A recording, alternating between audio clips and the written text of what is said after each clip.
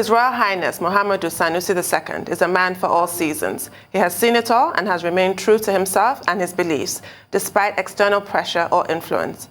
Born on July 31, 1961, he grew up in the royal palace of his grand-uncle and Emir of Kano, the late Ado Bayero, and as a youth received both religious and secular education. Prior to his enthronement as the 57th Emir of the ancient city of Kano, Sanusi was an Islamic intellectual, academic, political economist, and banker. He served as the managing director of First Bank Nigeria Limited, and later governor of the Central Bank of Nigeria from 2009 to 2014, ushering in banking reforms until his suspension by the Goodluck Jonathan administration. While on the throne, he spent most of his reign advocating for cultural reforms in northern Nigeria until his dethronement on March 9, 2020 by the state government. Early this year, Sanusi was appointed the spiritual leader of the Tijaniya Sufi order in Nigeria and given the title Khalifa Sanusi II. As the leader of the Tijaniya Sufi order, he has political and spiritual authority over the second largest Sufi order with over 30 million adherents. Today, as Nigeria marks her 61st anniversary independence, the former Emir of Kano, His Royal Highness Muhammadu Sanusi II, will now join us to give his thoughts on 61 years of nationhood and what he thinks should be done for Nigeria to achieve unity, peace, progress, and prosperity. Good morning, Your Royal Highness, and welcome to the morning show. Good morning to you. Well, Your Highness, it's good to see you. Good morning. Thank you for joining us on the morning show. You were... morning, Ruben. Yes, you were born in 1961. Nigeria today is celebrating 61 years of independence. Well, when you look back, what will you consider to be the strengths and the weaknesses of Nigeria, and what will you say makes you proud to be a Nigerian? A difficult one, Ruben. First of all, I think it's important to acknowledge as an individual that what I have become and what I am have been made possible by being a Nigerian. And that is enough for me. The fact that this country has given me an education, this country has given me an education to serve, this country has given me hope in what the African can achieve. These are things I'm proud of. I think the great strength of Nigeria is the resilience of its people, the willingness and commitment to put in the best, the desire to compete, the desire to achieve, and the ability to come back from the depth of lows. On the other hand, I think our weakness, again, is our people, our crass cynicism, our lack of ability to sometimes see beyond sentiment and have an open and intellectual approach to issues. And we somehow lag behind the rest of the world in our capacity to understand the role of vested interests and the manipulation of public opinion by a small minority of individuals from all over the country, and their ability to divide us and cause friction, which only they profit from. This is, I think, what we need to do. The moment we begin to unveil these people and understand that the real problem is not among the Nigerian people, but a problem that is manufactured by an elite, and that elite is the elite that needs to transform itself for this country to move forward, the earlier we'll begin to make the progress that we want as a country. Indeed, Your Royal Highness. Well, Nigeria has recorded some achievements, but we also have numerous challenges that we face. Some might even describe this country as a basket case. What do you think that we, the people, can do to change this perception that people have of Nigeria?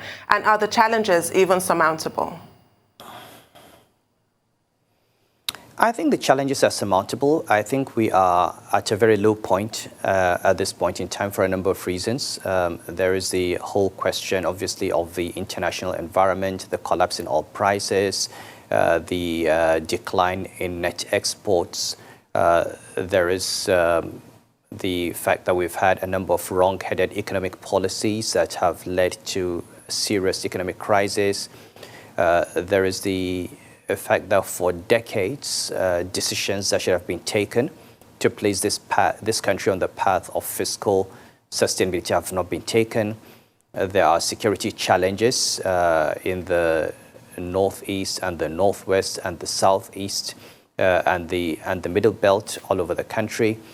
But I think also we have gone through very difficult times in the past. We have gone through the crises in the late 70s, early 80s, went through the crisis in the late years of the first decade of the century. We've gone through a civil war. And to that extent, I think even in this dark moment, even in these difficult periods, we should be able to think through and see the light at the end of the tunnel. I'm optimistic that things can change.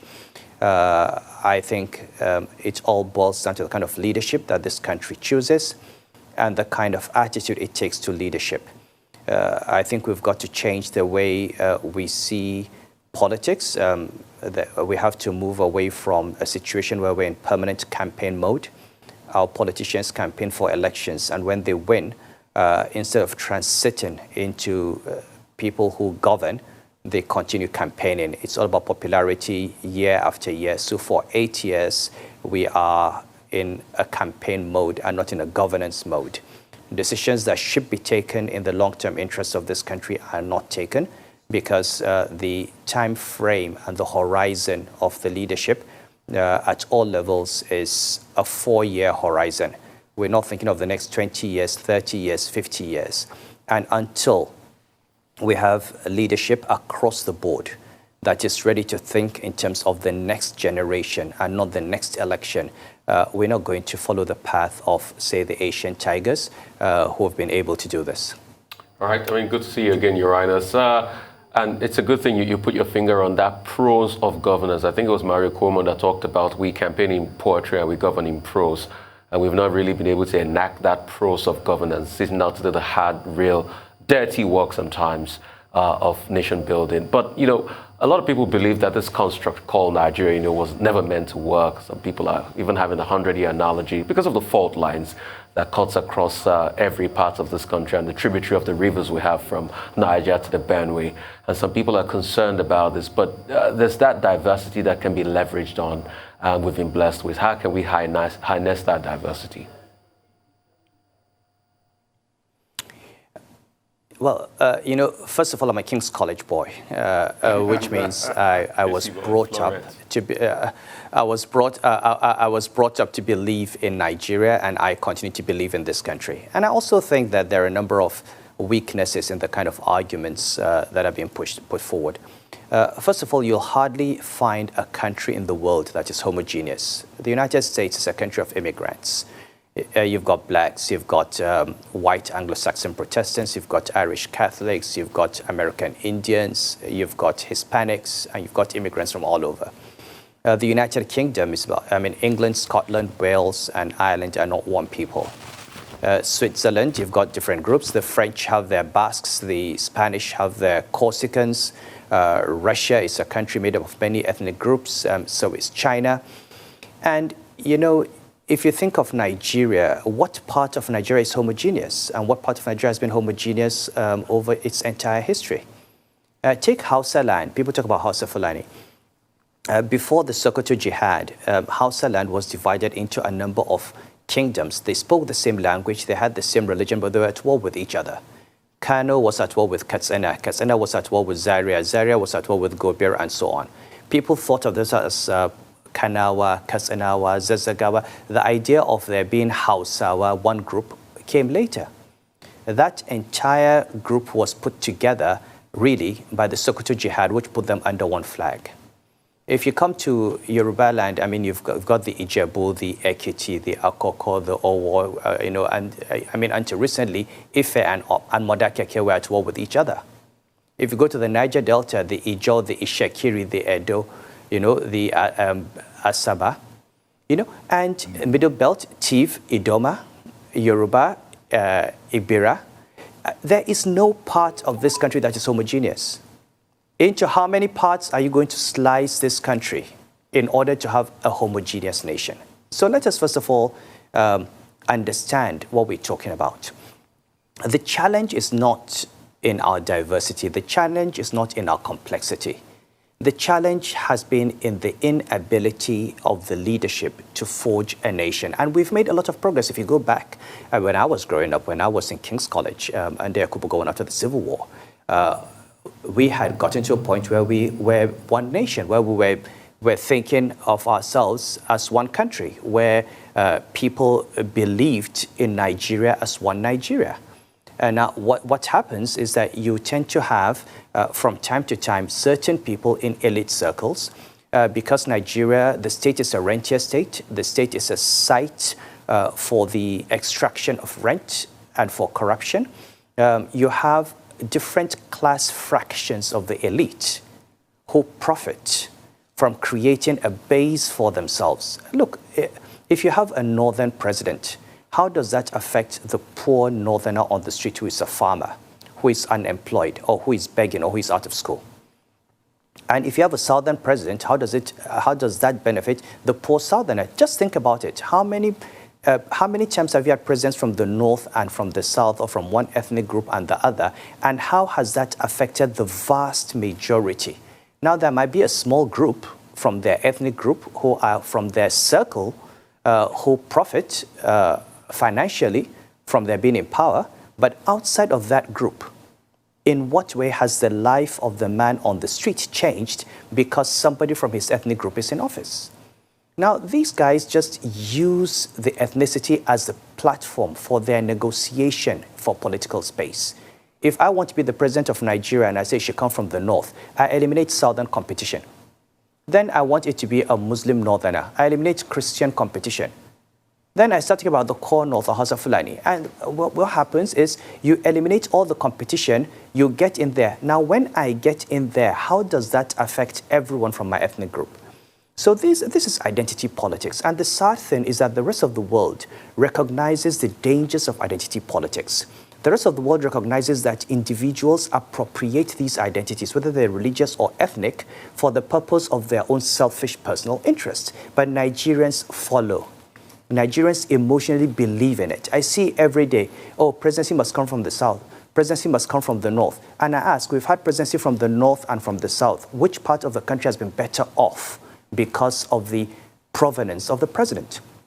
Now, are we not rather missing the point? We have a constitution. The constitution talks about a federal character. We need to deepen the definitions of diversity in that constitution.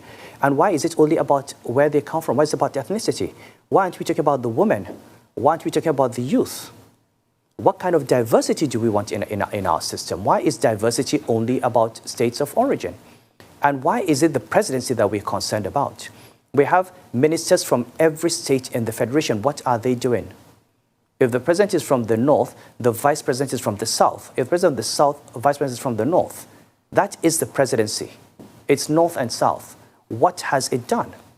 I think we need to start asking more serious questions. Who is the person that can deliver the right economic policies? Who is the person that actually believes in Nigeria? How do we make sure that the institutions work? How do the institutions fail? How do we, if anyone is able to use the office to favor a particular group that is close to him, what are the institutions doing that are supposed to check that? Is the failure of institutions the fact that we don't recognize that democracy is not just about elections, it's about the rule of law, it's about human rights, it's about institutions that must be deepened and that must do their work. If we don't have that, we're going to continue having these problems. Okay. So I'm not at all a believer in the fact, I'm a strong believer in Nigeria, and I feel that we're better off as one country. All of us are better off as one country than as divided countries. And just one last point. Look at Ethiopia. Ethiopia broke up. Since the breakup of Ethiopia, what have you had? You've had Eritrea, you've had Somalia, you've got Greater Somalia, you've had issues in the Horn of Africa for decades. Look at Sudan. Southern Sudan broke up. Southern Sudan is still at war with itself. I do not know any country. Look at what happened in Yugoslavia. You break up and then you start fighting among yourselves. You have decades of war. It's always better to try to make peace and to try to reach compromises and live together than to break up. Okay, Your Highness, let's talk about the Dutch disease. The discovery of oil was considered a blessing in Nigeria, but today it's more or less a curse and an albatross, particularly with all this talk about energy transition and, crisis in the oil and gas sector. But beyond economic diversification, what more do you think Nigeria and its leaders should do to overcome this proverbial Dutch disease? Okay, Ruben, you break in, but if I hear you correctly, you're talking about oil and the Dutch disease and the failure of Nigeria to make the best of the oil windfall. That's true. And yes, we have taken a number of negative turns. We've taken a number of wrong decisions, and that has been the bane of successive administrations. The first problem, of course, is in our assuming that we're an oil-rich country. And this has always been the big joke for me. I remember in 2011 when we were talking about the fuel subsidy debate, when President Jonathan rightfully wanted to remove fuel subsidy, I said to people, you're producing 2 million barrels of crude oil for 160 million Nigerians. That's 1 barrel for 80 people. Saudi Arabia produces 1 barrel for 3 citizens. Now, that is a rich country. You're producing 1 barrel for 80. And, your share of the revenue of that barrel is maybe half. So you're producing 1 barrel for 160 people. These people need education. They need healthcare. They need infrastructure. They need electricity. They need telecommunications. Okay? They need agriculture. And you decide that what they need more than anything else is cheap fuel. Now, that doesn't make sense. Now, the only reason it makes sense is because there are a number of people who control the levers of power who are making billions and billions and billions of dollars out of this scam that is called fuel subsidy. Otherwise, there is no reason why government after government, every time the argument is clear, the damage to this economy is clear. So let me give you a simple analysis. Oil price goes up. Now, every oil-producing country is happy because when oil price goes up, you have an increase in government revenue. And in Nigeria, in fact, because of the high correlation between oil price and non-oil revenue, and people don't realize this. When oil price goes up, we import more. When we import more, there's more import and excise duty. So what we call non-oil revenue is actually oil revenue because it's driven by imports which are made possible by higher export earnings. Okay, so we should be smiling away. We get more revenue from tax, more revenue from royalty, more revenue from excise duty. But our refineries are not working. We have this scheme called a subsidy, which is really a scam. And practically everything that comes in goes right back out to import petroleum products and to pay subsidy on those products. And while we have a law that, I'm not saying subsidies themselves are bad, but look at the numbers. In 2016, the Minister of State Petroleum, Emmanuel Kachuku, came out, and you can Google, just Google Kachuku and Nigerian imports, okay, of fuel, came out and said, having eliminated corruption, they've discovered that Nigeria is importing 30 million liters of petroleum products daily. At that time, the oil price was about $40 a barrel. 30 million liters in 2016. By 2019, NMPC came out and said we're importing 59 million liters daily. And I'm sure today, if you ask them, they'll tell you 60 or 70. How did we move from 30 million liters a day to 60 million liters a day in an environment where the economy was not growing? We've not doubled the number of cars. We've not doubled our population. Most of those numbers are phantom numbers. When I raise an alarm over the fuel subsidy crisis. Look, the federal government has set up a committee, even before I raised an alarm, chaired by Ike Imokede. That committee discovered that people were manufacturing bills of lading. People would sit down, produce bills of lading, and say that this vessel came to Lagos on this date. You check the Lloyd's register, that vessel was nowhere near the Atlantic on that day. In fact, some of the vessels on those bills of lading are vessels that had been retired decades ago. People just had the names and the records of these vessels. They produced bills of lading. Somebody in customs would stamp that the petrol actually came, and based on that, somebody would pay duty. And a lot of the petroleum subsidy that we say is being paid is from phantom fuel that never came into this country. I can vouch for that. When we're investigating what happened under designing, the PwC, if you go look at the PwC audit report, when PwC actually went to audit the claims by NNPC that had been importing petroleum products, PwC saw a letter from DPR basically telling NNPC, we have waived the requirement for documentation in the past, but go and sin no more. Where does DPR get the power to waive the responsibility to produce evidence that you actually imported fuel as a basis for collecting a subsidy? And this was a responsibility that was set up in the laws, setting up NNPC itself. When I was in the central bank, NNPC had not been audited for 15 years. So 2015, we thought there would be a change, but what has changed? We've continued with the subsidies. We've continued to pay trillions in so-called subsidy. The country has been set on the path of bankruptcy. Nobody listened to all the warnings. And where are we? We're surprised that we have and that big hole. When you create that big hole by paying these subsidies and these inflated subsidies, you then go and borrow. And then get to a point where you are unable to service your debt. Then you now start borrowing from the central bank, and you borrow and borrow and borrow, and I'm hearing numbers like 15 trillion. Okay? Now, you do not take the difficult decisions that would have placed this country on the path of long-term sustainability, because what you say is that if you remove the fuel subsidy, it will create inflation. I was governor of central bank. I had the models. If you remove fuel subsidy, inflation goes up by maybe 200 basis points, 2%. Now that you've not removed the subsidy, but actually created high-powered money, what has inflation become? A bag of rice has moved from 7,500 naira to almost 30,000 naira in 5 years. I mean, high-powered money is far, far more inflationary than the cost push of subsidy or electricity tariffs. So you have, I don't know whether it is poor economics, I don't know whether it is a lack of understanding, I don't know whether it is just a matter of vested interests, but the truth is, 70%, I would say, of our problems have come from wrong-headed policies.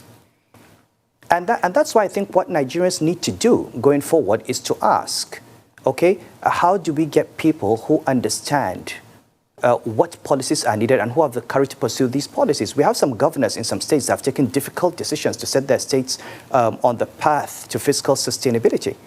And they are unpopular decisions, but the decisions that need to be taken.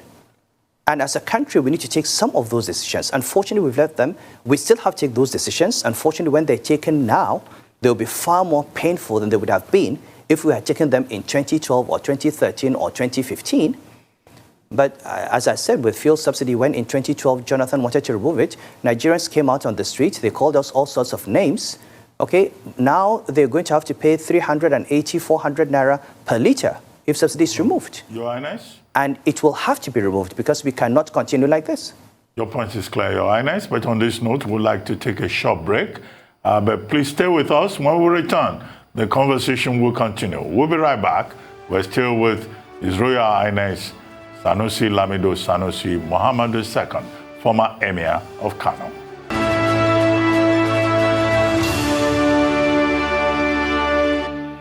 Welcome back to the morning show here on the Arise News channel. Still with us is His Royal Highness Muhammad Sanusi II, former Emir of Kano. Your Royal Highness, thank you for staying with us. Tunu, we'll take the next question. No? I certainly will, but I do have to say, Your Royal Highness, when you were talking about that dichotomy, campaign mode and governance mode, only two words came to my mind: fuel subsidy, which you then expanded on. But now I want to change tack and talk about the ICT sector and what you make of it. Nigerian startups have been attracting considerable investments in recent years and now boast of valuations that are more than the combined valuation of many top Nigerian banks. We now have 4 Nigerian unicorns. Do you think technology and innovation is the new way to go, and can they create the job opportunities for young Nigerians? Okay, again, today you're breaking, but I seem to have heard that you're talking about technology companies that have been listed and the valuations they've gotten. Yes. Is that what you talked about? Is that That's okay? Correct. So, okay, so look, I mean, if you look at the per capita income of the countries in the world, okay, and you rank them by their placement in the Global Innovation Index, you'll find that the countries with the highest knowledge intensity have the highest per capita income. Recently, I did a presentation in Kaduna, and I showed this very clearly. So you take countries that you think of as rich countries like Saudi Arabia or Kuwait or Qatar, and you look at where they are on per capita income, and then compare them to countries like Singapore and Finland, and you find that they are nowhere. I mean, the higher the knowledge intensity in your economy, the higher the per capita income. This is the world in which we live. And this is the direction in which to go. It's about relying more on human capital, relying more on intelligence and human capacity than on natural resources. And that's the future. And especially when you're a country like Nigeria, where the main natural resource you rely on is oil. And you know that the future of the world today is not in hydrocarbons, not with climate change, not with COP, not with the entire global approach, a global movement towards renewable and towards de-emphasizing hydrocarbons. So what has happened with the 2 or 3 companies we've seen, and with the fintech companies that we've seen, is that they've shown us the way that we need to move as a country. One of the reasons I pushed for mobile banking, I pushed for financial technology as governor of central bank, was I was convinced that that was the way to go, that fintechs are going to be bigger than the banks. Fintechs are going to be the new banks of this century. And technology is what is going to improve the productivity of services, the productivity of manufacturing. You're moving into artificial intelligence. You're moving into online work. You're moving into a world that is highly globalized. You've got skills. I mean, even at the level of individuals. Today, you've got platforms that basically create a global market for skills. If you're a developer or a programmer, you can sit in Kano or in Kaduna or in Lagos and be working every day for a company in Argentina or a company in Chile and earning foreign exchange. And basically, there are people who make those contracts between you and your employer. And you don't even have to move away from your country. You sit down, earn foreign exchange, and pay taxes in your country. So the opportunities and the potential offered by technology are huge. And all the government needs to do is to provide the infrastructure, create an enabling environment for all these companies, Google, IBM, the telcos, to come in, and for individuals to basically use that infrastructure for production.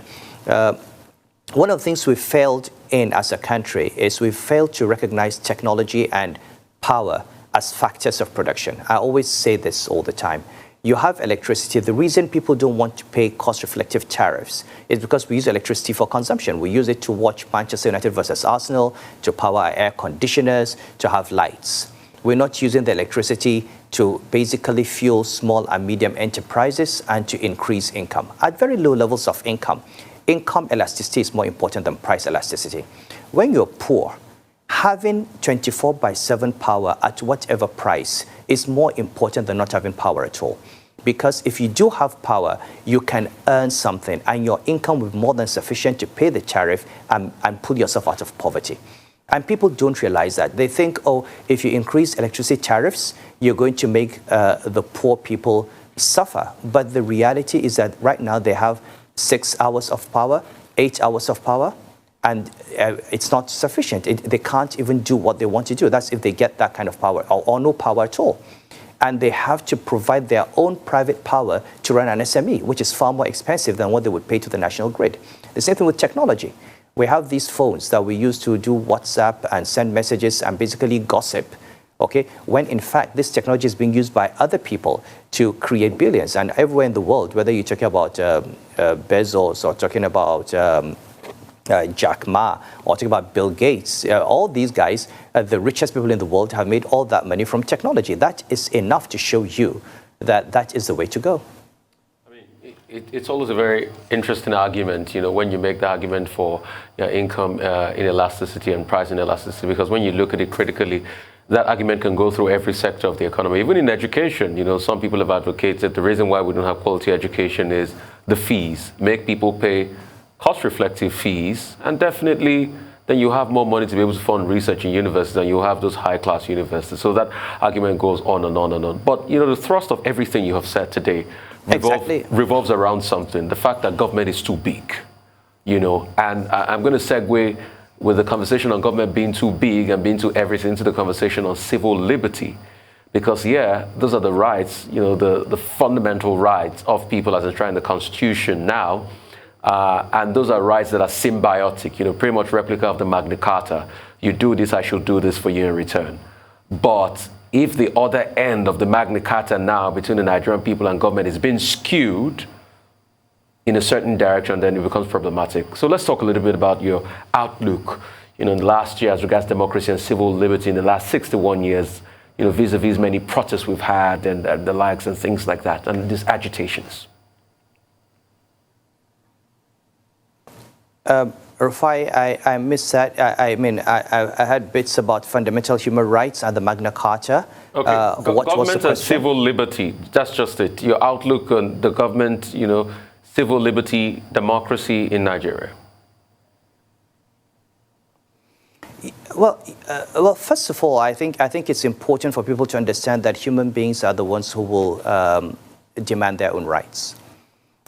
You can have all these things written. If you're unlucky and you have a leadership that does not respect your fundamental rights, you've got to fight for it, and people have to make sacrifices. The rest of the world fought for these liberties.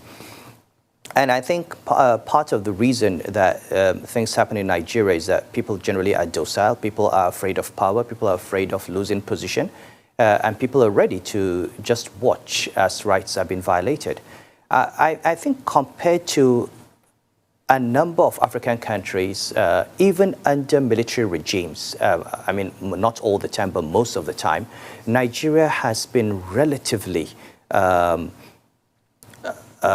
free in terms of the freedoms of individuals. And it is something that we should be proud of, but something that we need to not take for granted. Because there have been dangerous signs of certain individuals who are probably seen as threats to political authority, having their rights violated. I was personally taken to a place where there was an attempt to keep me in banishment or in seclusion, some barbaric policy for years. I fought against it. I went to court, and I'll continue to fight. I don't think anybody has the right to stop me from moving. Nobody has the right to stop me from speaking and from expressing my views. And I will continue to ensure that those rights are enforced. Now, you can do anything to me, but you're not going to take away that freedom. So I think we have to respect ourselves as human beings and know that we are not anyone's slaves. And the fact that you have a government does not make you our master. And people need to come out and defend their rights and their civil liberties.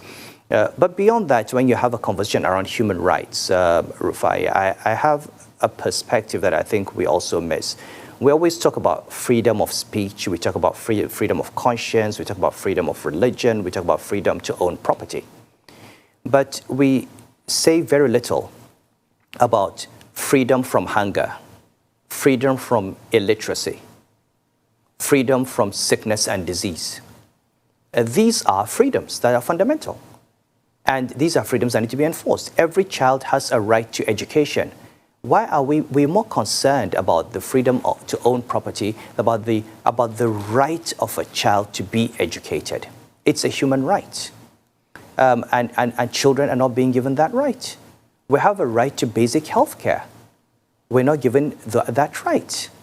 So I think we need to expand our understanding of freedoms and also focus on those that will affect the vast majority of our people and not just those that affect some of us who are elite. We're not dealing with hunger, we're not dealing with health, we're dealing with our right to speak, which is fine, but we should also ensure that we look at the rights of the poor who are marginalized, who are silent, who are voiceless, to have access to these necessities in life. Well, Your Highness, let's talk about Nigeria more pointedly now. One of the major issues in Nigeria today is this North-South affair. Governors of the South fighting governors of the North over key issues. Now, what are your thoughts on this? Do you agree that, one of the major problems with democracy and electioneering in Nigeria is this dichotomy, this conflict between the North and the South, and the failure to find some kind of consensus addendum between Northern leaders and Southern leaders? And how can we move forward beyond that point? Okay, I mean, look, first of all, we have a constitution. And I think that if we think that there are things that are necessary for the stability of this country, we should put them in the constitution. I mean, there are constitutions in the world that provide for rotational presidency. And if you want to do that, you can do that in our constitution. But I personally, and if you go back to my writings, even it's been published in my book, for example, it's from 1998, I have always objected to this idea that we should focus on where the president comes from.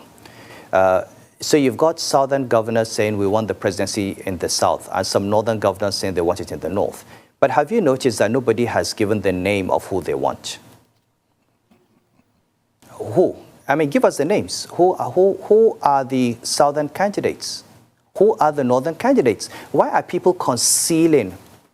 I mean, there are some people who want to be president, either from the North or from the South, but who want to start by, first of all, having it zoned. Come out, first of all, and show us your faces. Who are the people who want to be the president of Nigeria? And let us choose. Okay, so, and this goes back to what I was saying at the beginning, that this whole thing is about maneuvering ethnic sentiment, maneuvering regional sentiment, basically to corner the presidency to one part of the country, and then the big masquerades who are behind it now begin to come out. And this is why at the end of the exercise, you end up as Nigeria being presented with two equally useless candidates, okay, or candidates that, you have a choice between candidates, and you know that none of them, okay, can do. Let us have the names. Those who want to be the president of Nigeria, show your face, whether you're from the North or the South.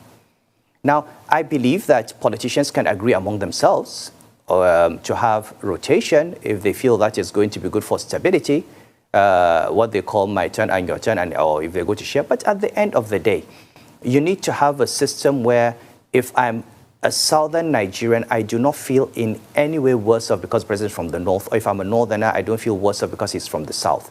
In any case, what is North and what is South? Is it, if you say South, it is Southwest, the man from the Southeast. Right now you have the Igbos saying that they haven't had the presidency, that the Yorubas have had it.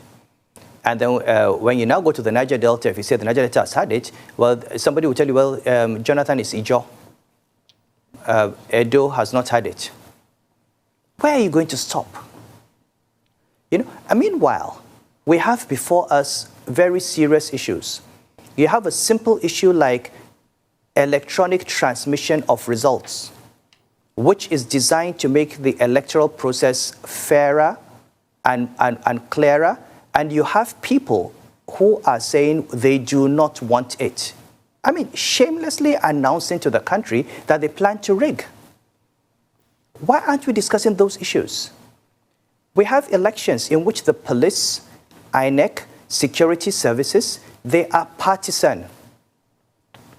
When you go for an election in Nigeria, you're not just contesting against your opponent. You're contesting against political thugs, against the security services, against INEC, against the judiciary. Why aren't we talking about that? Why are politicians not talking about how they can give us a more reliable and more transparent process for selecting a leader? Why are they focusing on where the leader should come from? Why is that critical? Why is that the most important thing to discuss at this point in time when you're heading towards an election? And I mean, for me, and this is why I said at the beginning that the greatest weakness that we have as a country is that we do not think, we do not, we're very smart when it comes to making money or doing our work, but we do not apply critical intellect to basically unpack. And these guys just take the entire country, for a ride. This electronic transmission was passed by a Senate committee. The members of the committee who passed it came to the floor of the Senate to oppose their own recommendation. And this country is just watching. Meanwhile, Ruben, every political party does electronic transmission. Ask them, PDP, APC, they all have situation rooms. They all receive electronic results of votes from every polling station when it is done. They're telling you it cannot be done by INEC. They do it. They receive it. They know where they're losing. They know when they need to rig. They know when they need to go and burn ballot papers. They know when they need to go and bribe people. They know when they need to declare elections inconclusive before the results are announced. Because they're getting electronic transmission to where decisions are being taken. And they're telling you that INEC cannot do it. And meanwhile, they're telling us, they're debating whether presidents should come from the north or from the south. Is that really our problem? Give me a president from any part of the country who can deliver, and we should vote for him. Because he is not going to take the presidency to his hometown. He is going to be a president, and if the institutions work, I know that he has at least 36 ministers. There'll be a minister from my state. I know that from my state, there will be at least 3 senators. I know that there will be members of the House of Representatives. I know that I have a governor. I know that I have people who can, if they play their role, check and balance and make sure that this person does not take the presidency and corner it to a state, even if he was inclined to do that. The institutions have failed. The National Assembly is not doing its work. Okay, the civil society is not doing its work. We have all become appropriated into the agendas of political society. Everybody wants office. Everybody wants favors from the government.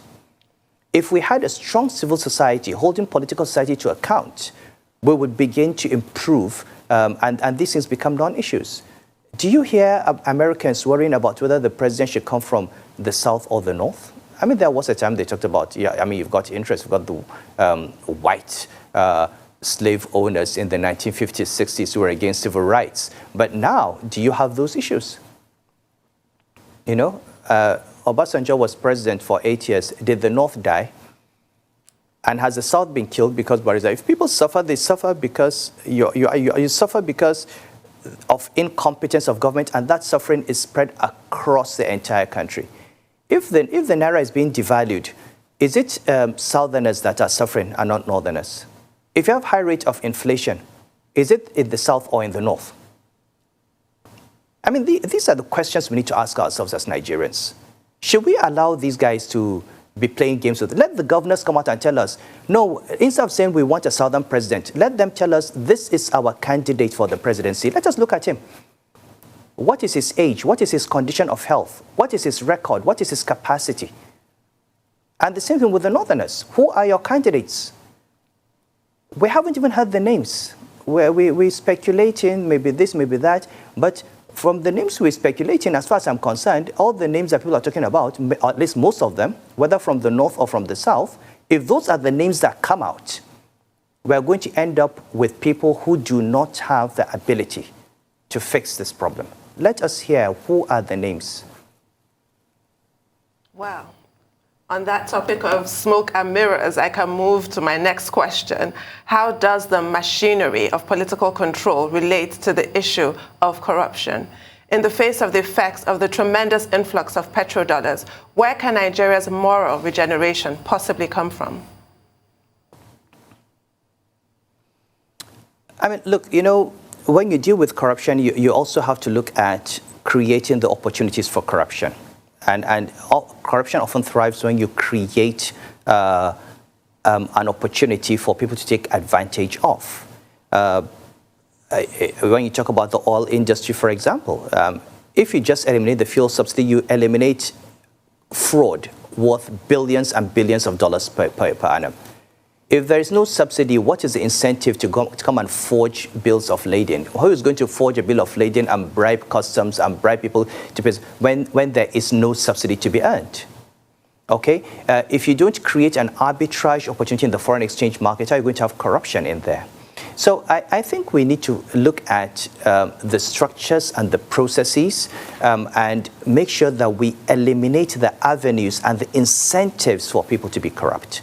The second thing is we need to understand that the highest form of corruption for me is actually appointing people who are incompetent to positions. Because sometimes it's not even so much corruption, but people not even knowing what they're supposed to do. People who do not know why they're there. People who do not have a sense that at the end of their effort, there is a human being. Okay, so I'll give you an example. When I was in the central bank, I would say, and people would say, oh, you know, you have very high interest rates, you're fighting inflation. But when I think of inflation, I'm thinking of the poor man on the street who is buying gari by the tin and who is just able to survive. What will happen to him if the price of gari goes up? When you think of the exchange rate, you're thinking of somebody who's paying his medical bills abroad or who's sent his children abroad and paying school fees. How will that child cope if you have a massive devaluation? When you do cashless Nigeria and cards, you talk about people who, we had a time when people would travel out of Nigeria and travel with Naira. Because if they came back to Lagos airport and didn't have Naira, they would never get home. Okay?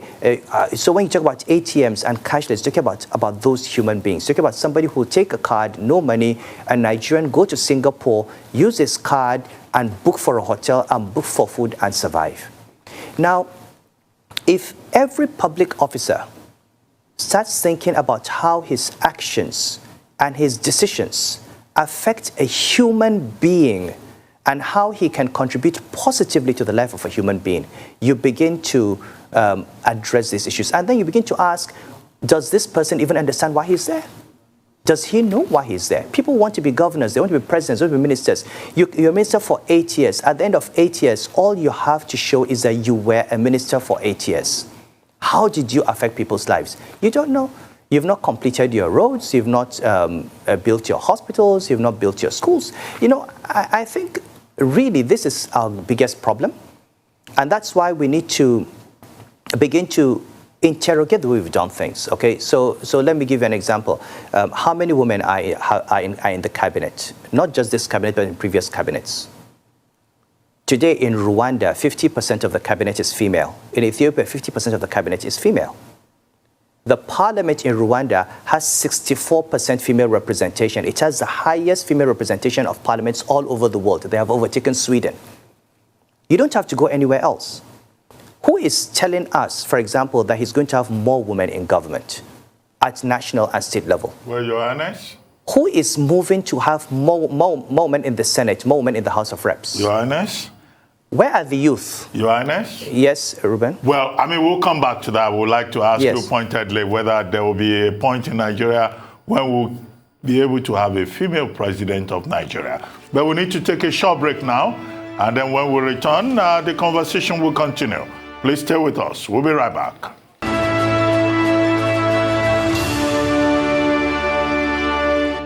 Welcome back to the morning show here on the Arise News channel. Our guest is still His Royal Highness Muhammadu Sanusi II, former Emir of Kano. And he's still here with us. Thank you, Your Highness, for staying with us. Well, Rufai will take the next question. All right, HH, there's this talk about VAT, stamp duty collection by the federal government.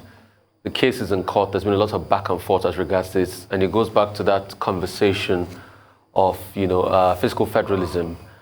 And, You know, what's your take on all of this matter? It's been back and forth for a week or two now.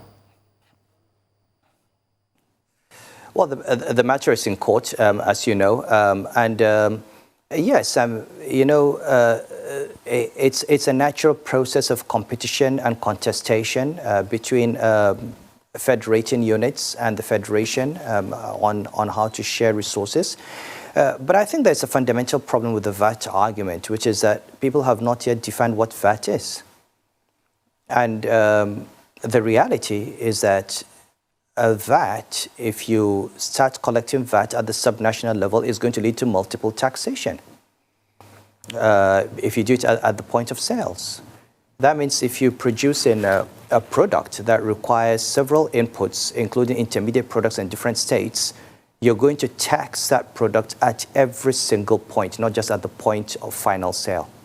And I hope people understand that the implications of charging VAT at the state is that you're going to have multiple taxation on every product, and it's going to increase the cost to individuals.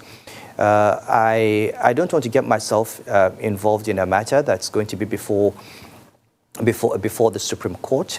I think that we need to look at our federation. That's true. I think we need to look at how we distribute our resources, and I don't have a problem with the argument that you should have more and more of the resources go to the states and more go to the local government, for the simple reason that the things that really matter for human capital, education and health are devolved to that level. And I think that too much money at the federal government has led us to concentrate too much on Abuja. And it's been basically a matter of life and death for politicians to get there. But the reality is, in terms of what the federal government does, it's supposed to create an environment where the private sector and the subnationals deliver development to the people. So I'm a very strong advocate of having more money devolved. But you must also remember that the governors who are fighting for that are also extremely undemocratic. They don't allow the local governments to have their money.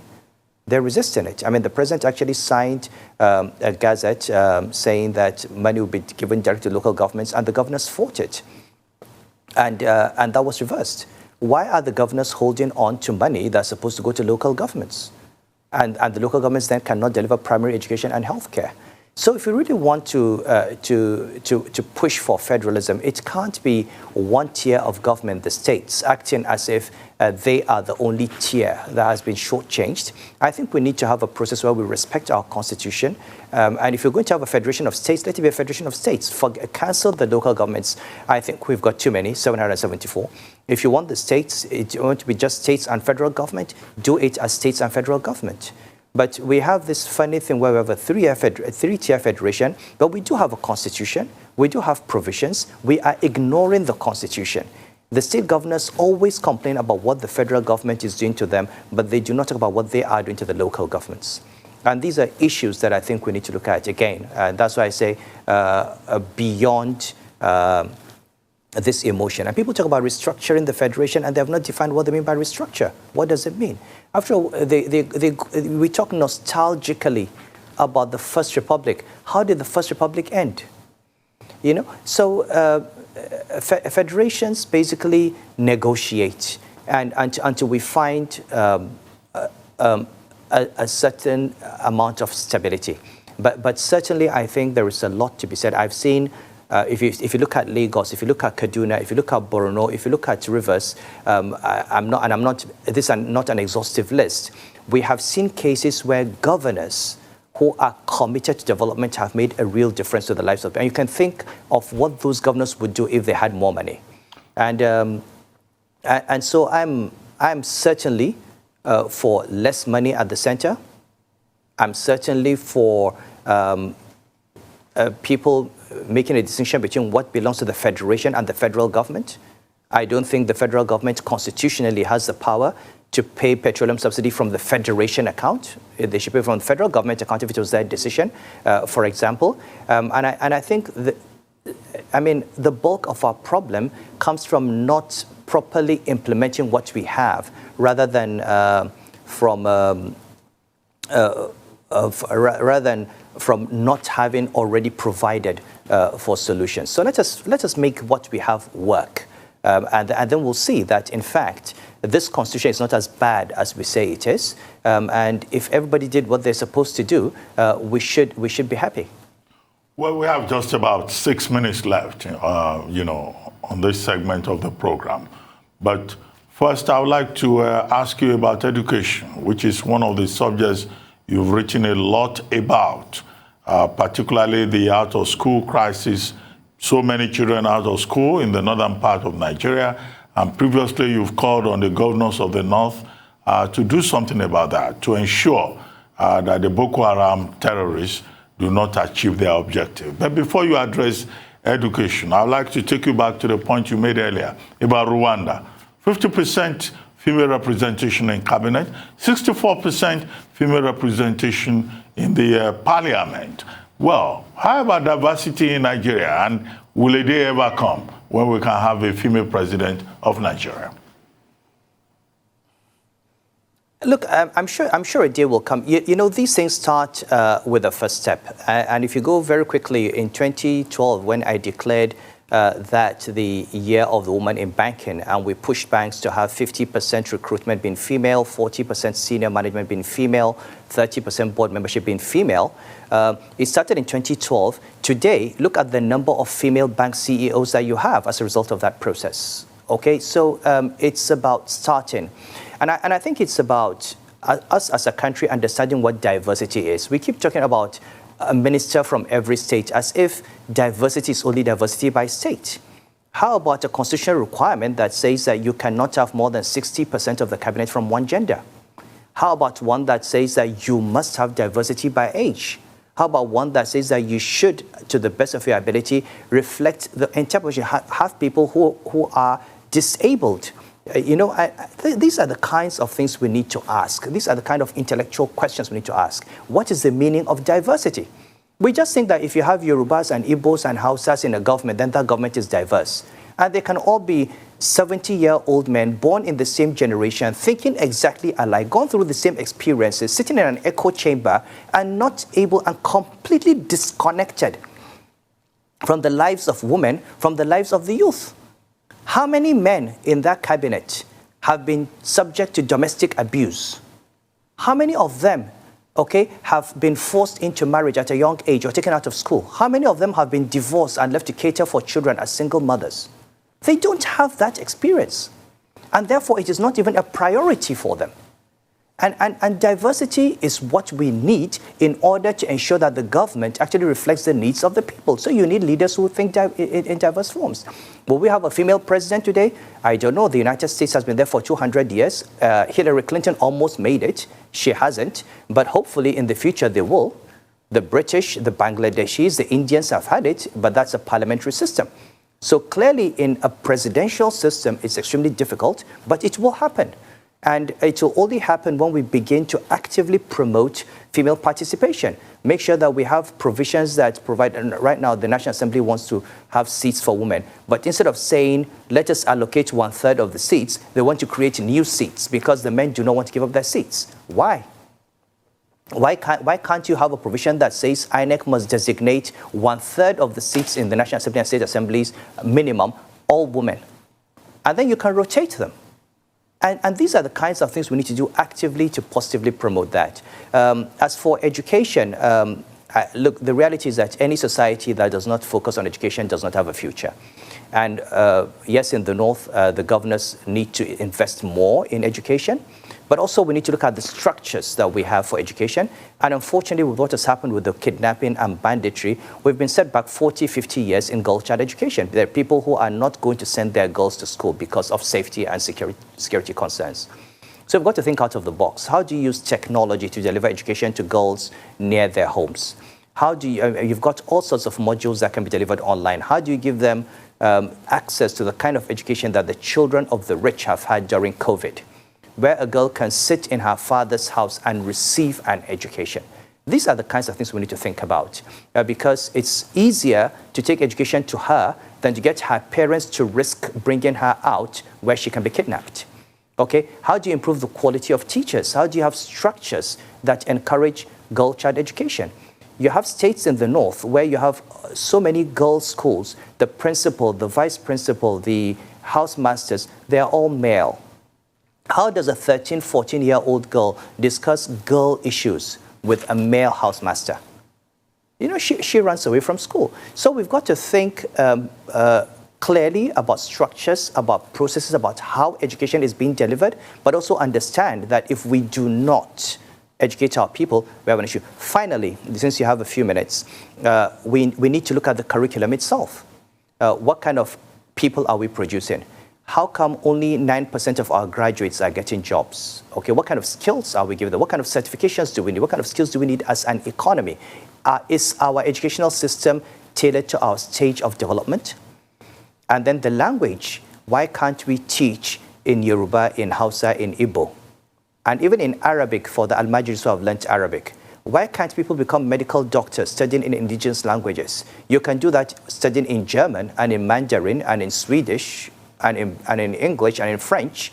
Why can't you be a medical doctor studying entirely in Yoruba or Igbo or Hausa?